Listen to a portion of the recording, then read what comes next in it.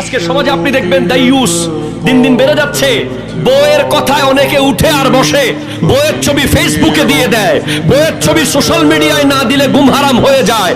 বউকে রাস্তায় নিয়ে আসে, বন্ধু বান্ধবের সামনে নিয়ে আসে, বউকে দুনিয়ার সামনে দেখিয়ে বেড়ায়, বউয়ের কথা মতো চলে। আছে আছে এরকম লোক কখনোই পরিপূর্ণ ইমানদার হতে পারে না। আমার মা বোনদেরকে বলবো, যারা আমার ওয়াজ শুনছেন, আপনার স্বামীকে আপনার কন্ট্রোলে নেওয়াটা আপনার সৌভাগ্য নয়, এটা আপনার জাহান্নামে যাওয়ার একটা টিকিট। স্বামী ক্লাস 1 পাস হোক, আপনি মাস্টার্স পাস হন, এর পরেও মনে রাখবেন আপনার স্বামীর মর্যাদা আপনার উপরে থাকবে।